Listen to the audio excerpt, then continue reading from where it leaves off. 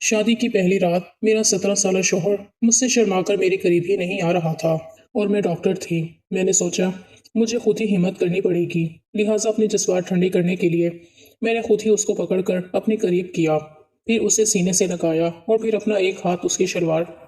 میرا نام سمینہ ہے۔ میری پیدائش ایک ایسے گاؤں میں ہوئی جو بہت پرانا اور روایتوں میں جکڑا ہوا تھا۔ اس گاؤں کی فضا میں ایک عجیب سا خوف تھا، جیسے ہر چیز پر پرانی رسموں کا سایہ ہو۔ یہاں عورتوں کے لیے پڑھائی لکھائی کو گناہ سمجھا جاتا تھا۔ اگر کوئی لڑکی کتاب ہاتھ میں پکڑ لیتی تو پورا گاؤں اسے برا بھلا کہتا۔ لوگ سمجھتے تھے کہ عورت کا اصل مقام چولہا، برتن اور کھیتوں میں کام کرنا ہے۔ میں بچپن سے ہی ان سب باتوں سے الجھی رہتی تھی، لیکن میرے والد صاحب ایک الگ ہی مزاج کے انسان تھے۔ ان کا دل وسیع اور دماغ روشن تھا۔ وہ اکثر کہا کرتے تھے کہ بیٹی بیٹے میں کوئی فرق نہیں ہوتا، دونوں ایک جیسے انسان ہیں اور دونوں کو برابر موقع ملنا چاہیے۔ میں ان کی آنکھوں میں ایک عجیب سا عزم دیکھتی تھی، جیسے وہ دنیا سے لڑنے کے لیے تیار ہوں۔ ہمارے گھر کے حالات بہت اچھے نہیں تھے۔ بابا گاؤں میں ایک چھوٹی سی دکان چلاتے تھے، دن بھر کام کرتے، مگر شام کو میرے پاس بیٹھ کر کہتے میں تمہیں پڑھاؤں گا، تم بڑی ہو کر ڈاکٹر بنو گی اور لوگوں کی خدمت کرو گی۔ یہ سنتے ہوئے میرا دل خوشی سے بھر جاتا، مگر ساتھ ہی یہ خوف بھی لگتا کہ اگر گاؤں والوں کو پتہ چل گیا تو بابا کو کتنی باتیں سننی پڑیں گی، کیونکہ یہاں کے لوگ کسی کو آگے بڑھتا نہیں دیکھ سکتے تھے۔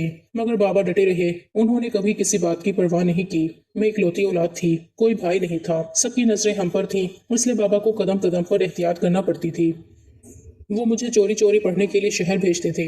صبح سویرے اٹھ کر ہم ایسے نکلتے جیسے کہیں رشتے دار کے گھر جا رہے ہوں، لیکن اصل میں وہ مجھے پڑھنے بھیج رہے ہوتے تھے۔ راستے میں وہ اکثر کہتے تھے بیٹی، اگر میں نے تجھے پڑھا دیا تو میرا مقصد پورا ہو جائے گا۔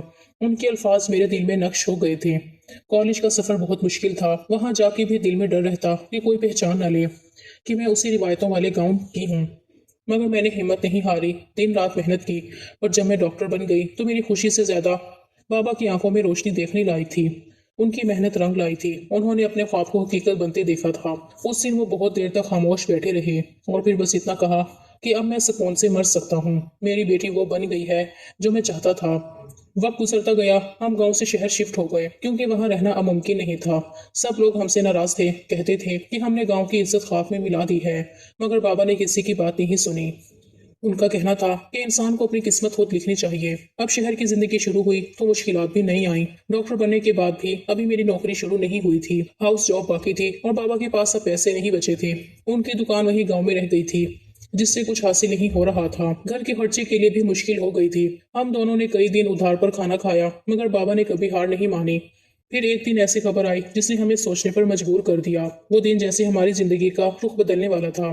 میں صبح حسب معمول ہسپتال جانے کی تیاری کر رہی تھی کہ دروازے پر زور کی دستک ہوئی۔ بابا نے دروازہ کھولا تو سامنے ایک شخص کھڑا تھا۔ اس کے چہرے پر عجب سنجیدگی تھی اور اس کی آنکھوں میں کچھ ایسا تھا جو ہمیں بے چین کر گیا۔ وہ بولا کہ مجھے آپ کی بیٹی سے بات کرنی ہے، اور پھر جو کچھ اس نے کہا اس نے میری زندگی کا راستہ بدل کر رکھ دیا۔ خبر آئی تھی کہ بابا کا جو ایک اکلوتا بھائی تھا وہ اور اس کی بیوی دونوں اس دنیا سے چلے گئے تھے۔ یہ خبر سن کر بابا بہت دیر تک خاموش بیٹھے رہے۔ ان کے چہرے پر ایک عجیب سا سکوت تھا، جیسے وہ کچھ سوچ رہے ہوں اور کچھ چھپا رہے ہوں۔ میں ان کے چہرے کو دیکھتی رہی، آخر انہوں نے آہستہ سے کہا کہ اب ان کا ایک ہی بیٹا بچا ہے، وہی اب ساری جائیداد کا وارث ہے۔ یہ سن کر مجھے حیرت بھی ہوئی اور دکھ بھی، کیونکہ بابا ہمیشہ کہتے تھے کہ اس جائیداد میں ہمارا بھی حصہ تھا جو صرف ہم سے اس لیے چھین لیا گیا تھا کہ ہم نے گاؤں کی روایتوں کے خلاف جا کر مجھے پڑھایا تھا۔ احمد ابھی بہت چھوٹا تھا، اسے یہ تک سمجھ نہیں تھی کہ اتنی بڑی جائیداد کے ساتھ کیا کرنا ہے۔ وہ دن بھر کھیلتا پھرتا تھا، اسے یہ اندازہ ہی نہیں تھا کہ لوگ اس کے ارد گرد کس نیت سے بات کر رہے ہیں۔ گاؤں کے لوگ تو جیسے اسی موقع کا انتظار کر رہے تھے۔ انہوں نے فوراً یہ فیصلہ سنایا کہ احمد کو کوئی سنبھالے گا تو وہی جو اس کا خیر خواہ ہو، اور اگر کوئی اپنی بیٹی کی شادی اس کے ساتھ کر دے تو جائیداد اسی خاندان کے پاس رہے گی، ورنہ ساری جائیداد گاؤں کے نام کر دی جائے گی۔ جب بابا نے مجھے یہ بات بتائی تو میں کچھ لمحوں کے لیے بول ہی نہ سکی۔ مجھے لگا جیسے میرے کانوں نے غلط سنا ہے۔ میں نے حیرت سے کہا کہ یہ کیسے اصول ہیں، ان کا تو کوئی مطلب ہی نہیں ہے۔ بابا نے لمبی سانس لی اور کہا کہ تمہیں تو اچھی طرح پتا ہے کہ ہمارے گاؤں میں کب کسی کے اصول کا کوئی مطلب ہوا ہے، سب کچھ رسموں اور دکھاوے کا کھیل ہے۔ مگر بیٹا، ہم اب بھی اسی گاؤں سے بندھے ہوئے ہیں۔ میں نے کہا کہ بابا پھر ہم کیا کریں؟ کیا اس بے معنی روایت کے آگے جھک جائیں؟ کیا ہم اپنی مرضی سے نہیں جئیں گے؟ بابا نے آہستہ سے کہا کہ دیکھو سمینہ، تم سمجھدار ہو، لیکن یہ بات کرنا بیوقوفی ہوگی، کیونکہ وہ جائیداد ہمارے خون پسینے کی کمائی ہے جو ہم سے صرف اس لیے چھینی گئی تھی کہ ہم نے تمہیں پڑھنے دیا۔ अब अगर वो हमें वापस मिल सकती है तो उसे छोड़ देना दानिशमंदी नहीं होगी। मैंने गुस्से में कहा कि हमें किसी जायदाद की जरूरत नहीं है, मैं खुद कमाऊंगी। मेरी हाउस जॉब मुकम्मल होते ही मैं अच्छा खासा कमा सकती हूँ, महीने के 1 लाख 2 लाख कम से कम तो बन ही जाएंगे। बाबा मेरी बात सुनकर मुस्कुराए, लेकिन उनकी मुस्कुराहट में थकन थी। उन्होंने कहा कि बेटा, पैसा कमाना एक बात है, लेकिन जिंदगी भर वालिदैन के लिए कमाते रहना दूसरी बात है। तुम अपनी जिंदगी के ख्वाबों को कब तक रोक कर रखोगी? तुम्हें भी तो एक दिन अपना घर बसाना है, अपना शोहर होगा, तुम्हारी जिम्मेदारियां होंगी। तुम्हारा शोहर अगर तुम्हें ये कह दे कि तुम अपने माँ बाप को कुछ न दो तो तुम क्या करोगी? मैंने बाबा की आंखों में देखकर कहा कि फिर मैं शादी नहीं करूंगी, मैं बस आप दोनों के साथ रहूंगी। बाबा के चेहरे पर उदासी छा गई। उन्होंने नरमी से कहा कि ऐसा नहीं होता बेटा, दुनिया के असूल कुछ और हैं, शादी तो करनी ही पड़ती है। तुम्हारे लिए अच्छा होगा कि तुम अहमद से शादी कर लो। मैं चौंक कर बोली, अहमद से? बाबा, वो तो मुझसे बहुत छोटा है, मैं डॉक्टर बन गई हूँ, मेरी उम्र 29 साल हो चुकी है, वो तो अभी कॉलेज भी मुकम्मल नहीं कर पाया, मैं कैसे अपने से छोटे लड़के से शादी कर सकती हूँ? बाबा ने कहा कि औरत अपने से बड़े मर्द से शादी करती है तो क्या होता है, मर्द अगर बड़ा हो तो किसी को इतराज नहीं होता, औरत थोड़ी बड़ी हो तो ये इतना बड़ा मसला क्यों? मैंने कहा, बाबा ये बात नहीं है, मर्द का मकाम अलग होता है, वो अगर बड़ा हो तो भी काबिल कबूल लगता है, मगर औरत का छोटे मर्द से रिश्ता अजीब लगता है। मैं शहर में रहती हूँ, डॉक्टर हूँ, मेरे अपने साथी, मेरे इर्द गिर्द के लोग, मेरे सर्कल के लोग सब सवाल करेंगे कि क्यों मैंने अपने से कम उम्र लड़के से शादी की। ये कैसी कहानी है जो किसी को समझ नहीं आएगी। बाबा खामोश रहे, कुछ देर बाद बोले कि बेटा, बात सिर्फ एहसास की नहीं है, बात करोड़ों की जायदाद की है। ये सिर्फ जमीन नहीं है, ये तुम्हारे दादा की मीरास है जिसे हम वापस हासिल कर सकते हैं। अगर तुम हाँ कर दो तो अहमद और सारी जायदाद हमारे घर आ जाएगी। मेरी माँ भी पास बैठी थी, उन्होंने आहिस्ता से कहा कि बेटी, बात समझने की है, नुकसान का नहीं। अहमद तुम्हारे बाबा का भतीजा है, पूरा लड़का नहीं है। अगर तुम शादी कर लोगी तो घर भी बच जाएगा और इज्जत भी। माँ की बातों में सुकून तो था, मगर दिल के अंदर अजीब सी घबराहट थी। ऐसा लगता था जैसे मैं किसी ऐसे रास्ते पर जा रही हूँ जिसका अंजाम मुझे नहीं मालूम। बाबा ने आखिर में बस इतना कहा कि मर्द वैसे भी जल्दी जवान हो जाते हैं, 2-4 साल में वो तुम्हारे बराबर का लगने लगेगा और किसी को अंदाजा भी नहीं होगा। मैंने उनकी बात सुनी और दिल ही दिल में सोचती रही कि शायद वो ठीक कह रहे हैं। आखिर पैसा और जायदाद ऐसी चीजें हैं जिनके सामने अक्सर लोग अपने ख्वाब कुर्बान कर देते हैं। मैंने सर झुकाकर हाँ कर दी और यूं एक फैसला हो गया जिसने मेरी आने वाली जिंदगी का रुख बदल देना था। सिर्फ एक ही भरोसे वाली दोस्त थी मेरी, जो मेरे साथ शहर में MBBS कर रही थी। उसका नाम सोनिया था। वो शुरू से ही बहुत खुश मिजाज लड़की थी, हर मुश्किल में मेरा हौसला बढ़ाती थी, मेरे साथ हंसती थी और हमेशा यही कहती थी कि जिंदगी को जितना हंसते हुए जिया जाए उतना ही बेहतर है। जब मैंने उससे अपने बाबा के फैसले के बारे में बताया तो पहले तो वो जोर जोर से हंसने लगी। उसकी हंसी जैसे पूरे कमरे में गूंज गई थी। मैं हैरान होकर उसे देखती रही। फिर वो संभल कर बोली, ये याद रख, हर औरत ये चाहती है कि उसका शोहर उसकी बात मानने वाला हो, उसके आगे पीछे घूमने वाला हो, और तेरा तो बड़ा फायदा है। तो कहने लगी कि कम उम्र शोहर तो 1 मिनट में तेरा गुलाम बन जाएगा। उसके मुंह से ये बात निकली तो मैं हंस भी दी, मगर फौरन बोली कि नहीं, बात ये नहीं है। सोनिया ने फिर संजीदा होकर कहा कि औरत के दिल की हालत भी बड़ी अजीब होती है। वो एक तरफ चाहती है कि उसका शोहर उसके इशारों पर चले, उसका हुक्म माने, लेकिन दिल के किसी कोने में ये भी चाहती है कि उसका शोहर मजबूत हो, उसके कंधे वसी हों, बात में ठहराव हो, एक लेवल ऊपर हो, ताकि औरत जब उसके पास हो तो उसे तहफ़्फ़ुज़ का एहसास मिले। उसकी बात सुनकर मैं कुछ देर सोचती रही। फिर मैंने कहा कि तूने तो MBBS किया है, लेकिन बातें नफ्सियात की कर रही है। वो हंसने लगी और बोली कि असल जिंदगी की साइंस यही है, इंसान का दिल। मैंने कहा कि मेरी तो समझ ही नहीं आ रही, मुझे लगता है कि मेरा दिल अपने शोहर के साथ लगेगा ही नहीं। मैंने जब अहमद को आखिरी बार देखा था वो तो इतना सा बच्चा था। मैंने हाथ का इशारा किया तो फिर वो हंसने लगी, कहने लगी कि ए चल, इतनी पुरानी बात क्यों याद कर रही है, इतने साल गुजर गए, अब तो वो बड़ा हो गया होगा। आजकल के लड़के जल्दी जवान हो जाते हैं और वैसे भी इतने सारे पैसे मिल रहे हैं, तुझे तो खुश होना चाहिए। मैंने कहा कि लो जी, गाँव बसा नहीं और लुटेरे पहले आ गए। वो फिर से हंसी लूट फूट हो गई कि पागल ना बन, सब ठीक हो जाएगा। उसकी बातों से मेरा दिल कुछ हल्का हो गया। उसने मुझसे वादा लिया कि मैं खुद को टेंशन में नहीं डालूंगी। उसने कहा कि अच्छी चीजों के बारे में सोचो, क्योंकि सोच ही इंसान की जिंदगी बदल देती है। मैंने कहा कि ठीक है, तो देखना सब अच्छा होगा। और हम दोनों ने चाय पीकर बात खत्म की, मगर दिल के अंदर एक अनजान सा खौफ अब भी बैठा था। शाम के वक्त जब अहमद आया तो वो बहुत उदास था, चेहरे पर एक अजीब सी संजीदगी थी। हाथों में कागजात का एक पलंदा था, वो सारी जायदाद के कागजात थे। बाबा ने बड़े प्यार से उसे समझाया कि अब वो अकेला नहीं है, उसका घर हम हैं। और मैं हैरत से उसकी तरफ देख रही थी, जैसे कोई अनजान बोझ मेरे कंधों पर रख दिया गया हो। गांव वालों को हमने पैगाम भेज दिया था कि निकाह हो गया है और निकाह नामे की कॉपी जल्दी भेज दी जाएगी, ताकि किसी को शक न रहे। वहां से पैगाम आया कि निकाह की रस्म जल्द से जल्द अदा की जाए, वरना वो इस फैसले को बदल देंगे। मैंने बाबा से कहा कि धूमधाम करने की कोई जरूरत नहीं है। अगर शोर मचाया तो जिन्हें नहीं बताना वो भी जान जाएंगे। बस सीधा सीधा निकाह कर लेते हैं।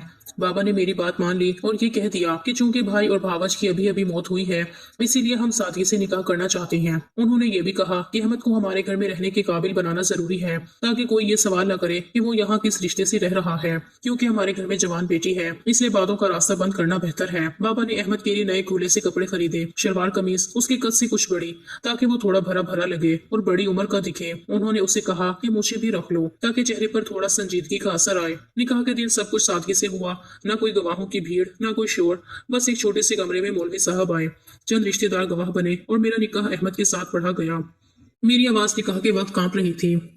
दिल में सुकून नहीं था, जैसे कुछ छीन रहा हो, मगर मैं बोली क्योंकि अब वापसी का रास्ता नहीं था। अहमद के चेहरे पर भी अजीब सी उलझन थी। वो शायद इस बात को समझने से कासिर था कि ये सब उसके साथ क्यों हो रहा है। निकाह खत्म हुआ, सबने दुआ दी। बाबा के चेहरे पर इत्मीनान था तो माँ की आंखों में आंसू थे, और मैं सिर्फ चुप बैठी थी, खुश नहीं थी ना नाराज। बस जैसे सब कुछ मेरे इख्तियार से बाहर था, और मैं एक ऐसी कहानी की किरदार बन चुकी थी जिसका अंजाम मुझे खुद भी नहीं मालूम था। बाबा के पास सारी जायदाद आ चुकी थी।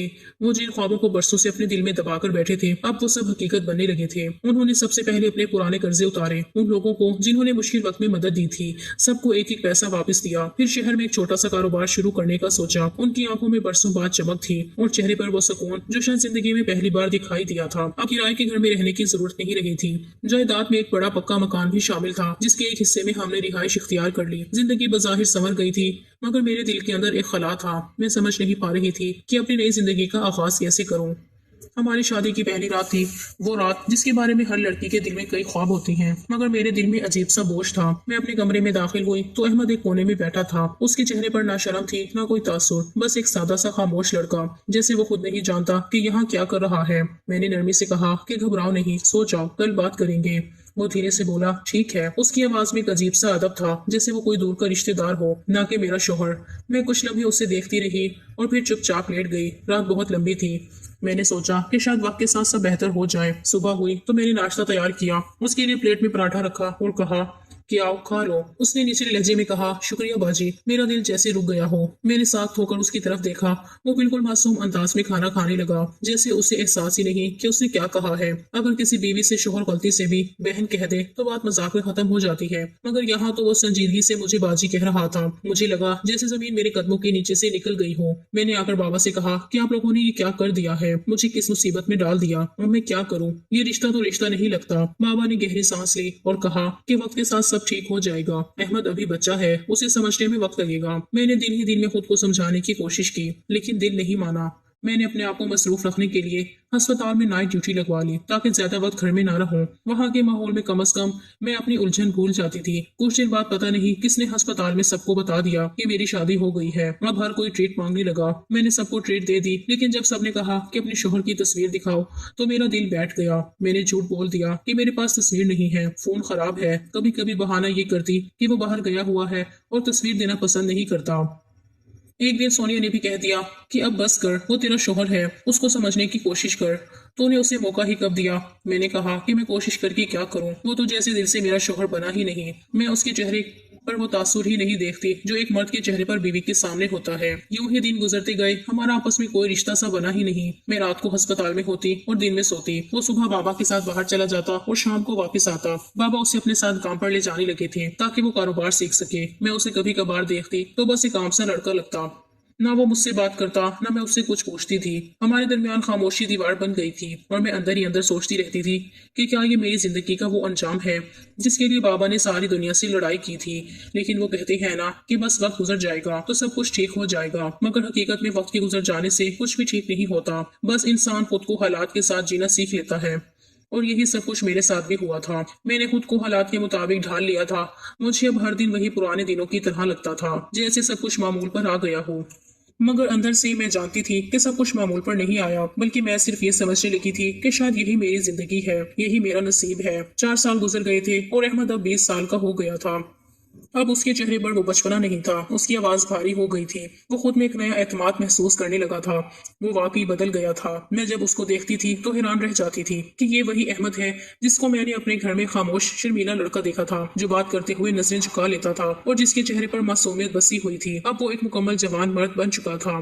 احمد صبح سویرے اٹھ کر گھر کے کاموں میں ہاتھ بٹاتا، پھر بابا کے ساتھ دکان پر چلا جاتا جہاں بابا نے ایک چھوٹا سا کاروبار شروع کیا تھا۔ کبھی وہ سامان اٹھاتا، کبھی گاہکوں سے بات کرتا اور کبھی دکان کی صفائی کرتا، اور بابا کی آنکھوں میں احمد کے لیے ایک فخر سا جھلکتا تھا۔ وہ اکثر کہا کرتے تھے کہ یہ میرا داماد نہیں، بیٹا ہے، اس نے میرا بوجھ ہلکا کر دیا ہے۔ اور واقعی احمد نے یہ بات ثابت کر دیا تھا کہ وہ صرف ایک ذمہ دار انسان نہیں بلکہ ہمارے خاندان کا سہارا بھی ہے۔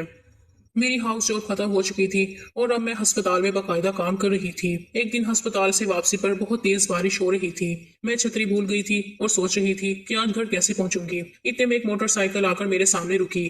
میں نے جب نظر اٹھا کر دیکھا تو احمد تھا۔ وہ ہلکی سی مسکراہٹ کے ساتھ بولا، چلو ڈاکٹر صاحبہ، میں آپ کو لینے آیا ہوں۔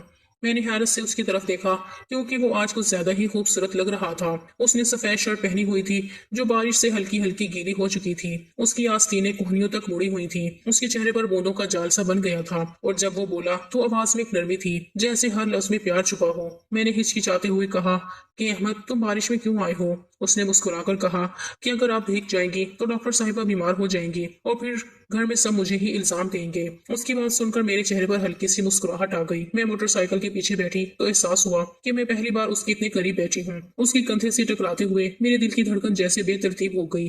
میں نے اس کے کندھے پر ہاتھ رکھا تو اس نے ایک لمحے کے لیے میری طرف دیکھا، پھر نظریں چکا لی اور بولا کہ مضبوطی سے بیٹھ جائیں، بارش کی وجہ سے راستہ پھسلن والا ہے۔ اگلے دن جب میں ہسپتال گئی تو سب میرے ساتھی ڈاکٹرز اور نرسز مجھ سے پوچھنے لگی کہ کل جو تمہیں لینے آیا تھا وہ کون تھا؟ میں نے کہا میرا شوہر تھا، تو سب حیرت سے میری طرف دیکھنے لگے۔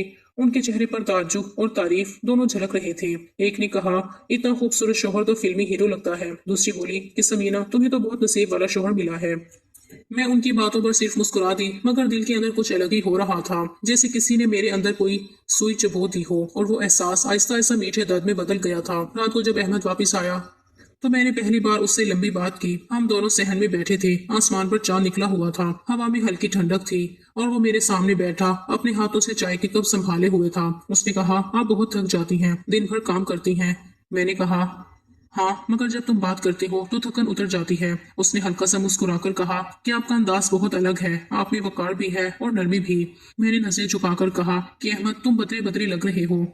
اس نے ہنستے ہوئے کہا کہ وقت سب کو بدل دیتا ہے ڈاکٹر صاحبہ، اور شاید وہ ٹھیک کہہ رہا تھا، وقت نے واقعی اسے بدل دیا تھا۔ اب اس کی آنکھوں میں اعتماد تھا، چہرے پر چمک تھی، باتوں میں ٹھہراؤ تھا۔ وہ گھر کے کاموں میں ہاتھ بٹاتا، میرے لیے کبھی چائے بنا دیتا، کبھی میرے لیے بازار سے پھل لے آتا، اور جب میں نائٹ ڈیوٹی سے واپس آتی تو میرے لیے ناشتہ تیار ہوتا۔ میں اس کے اس بدلے ہوئے رویے سے حیران رہ جاتی تھی، اور آہستہ آہستہ میں اس کے قریب آنے لگی تھی۔ ایک دن میں ہسپتال سے واپس آئی تو دیکھا کہ احمد صحن میں بیٹھا میرا انتظار کر رہا تھا۔ ہاتھ میں 2 چائے کے کپ تھے اور سامنے ایک چھوٹا سا گلدستہ رکھا تھا۔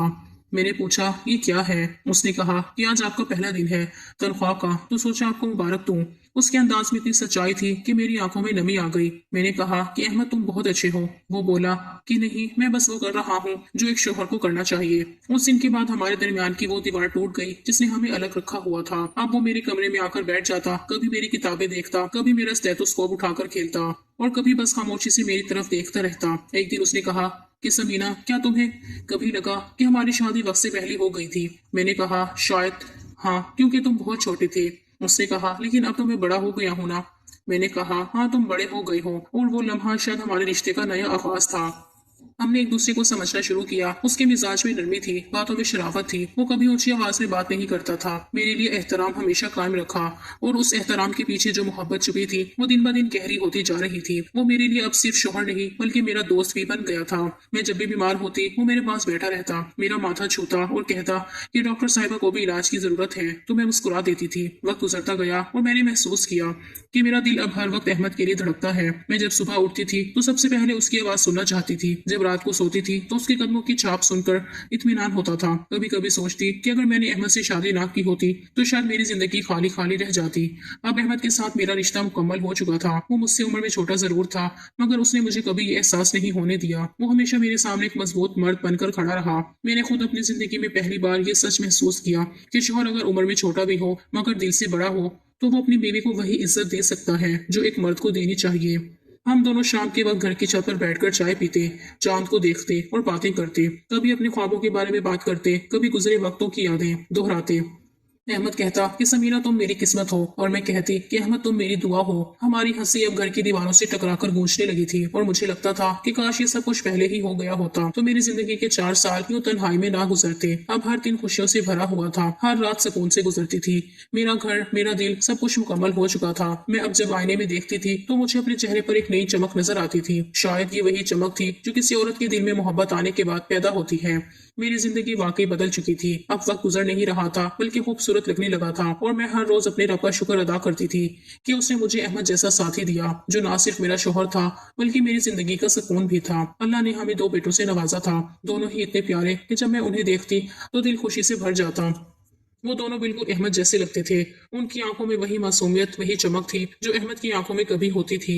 जब वो जवान हुआ था, अहमद उन दोनों पर जान छिड़कता था। वो सुबह उनके साथ खेलता, शाम को कहानियां सुनाता, कभी उन्हें कंधों पर बिठाकर बाहर ले जाता, और मैं दूर से उन्हें देखती तो दिल से शुक्र अदा करती कि मेरे रब ने मुझे इतनी मुकम्मल जिंदगी अता की है। मगर शायद जिंदगी में कुछ भी मुकम्मल नहीं होता। मैं अब पहले जैसी नहीं रही थी।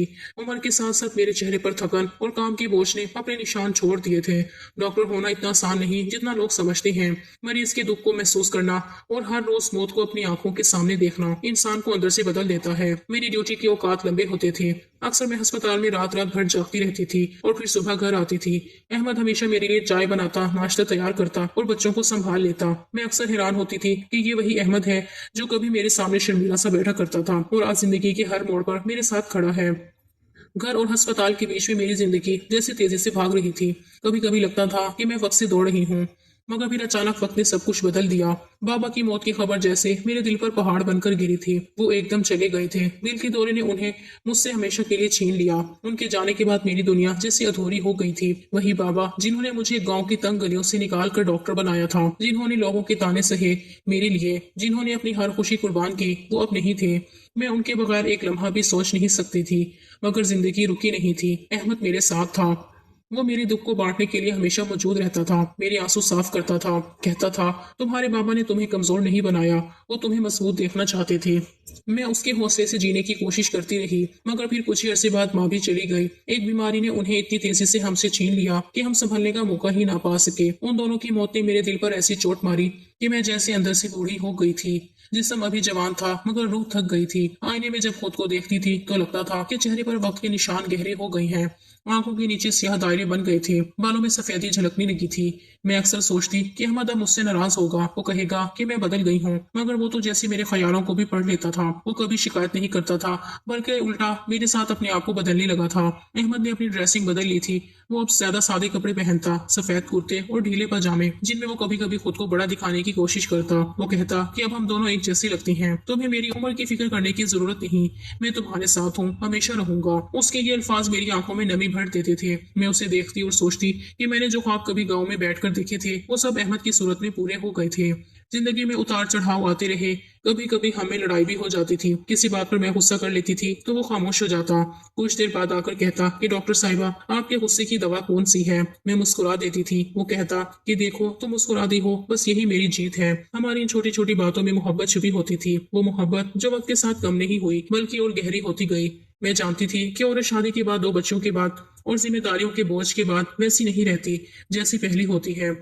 जवानी जैसे आहिस्ता आहिस्ता मानित पड़ जाती थी, और मैं तो वैसे भी अहमद से बड़ी थी, मगर उसने कभी इस बात का एहसास नहीं होने दिया। उसने कभी ये नहीं कहा कि तुम बूढ़ी लगती हो या तुम में पहले जैसा हुस्न नहीं रहा। वो हमेशा कहता कि तुम मेरे लिए वैसी हो जैसे पहले दिन थी। मैं इस माशरे में रह रही थी जहाँ औरत को उसकी शक्ल पर, उसके रंग पर, उसके जिस्म पर बातें सुननी पड़ती हैं। अगर नाक थोड़ी मोटी हो तो ताने मिलते हैं, अगर रंग सांवला हो तो मजाक बनता है, अगर मर्द से उम्र में जरा सी भी बड़ी हो तो लोग उंगलियां उठाते हैं। मगर अहमद ने कभी मुझे ये एहसास नहीं होने दिया कि मैं उन सबका निशाना बन सकती हूँ। वो मेरे लिए दीवार बनकर खड़ा रहता था। जब लोग कभी मजाक में भी कुछ कहते, वो फौरन कहता कि मेरी बीवी मेरा फख्र है।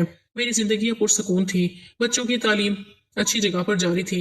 अहमद अपना कारोबार संभाल चुका था। मैंने अस्पताल में एक सीनियर पोजीशन हासिल कर ली थी और हमारे घर में मोहब्बत का माहौल था। अहमद के साथ रहते हुए मैंने ये समझा कि सच्चा हमसफर वो नहीं होता जो सिर्फ खुशियों में साथ दे, बल्कि वो होता है जो दुखों में हाथ थामे रखे। और अहमद ने ये बात साबित की कि वो मेरा सच्चा साथी है। एक दिन रात को जब सब सो गए तो मैं सहन में बैठकर चांद देख रही थी। अहमद आया और मेरे पास बैठ गया। उसने कहा कि तुम्हें याद है जब हम पहली बार बारिश में मोटरसाइकिल पर गए थे।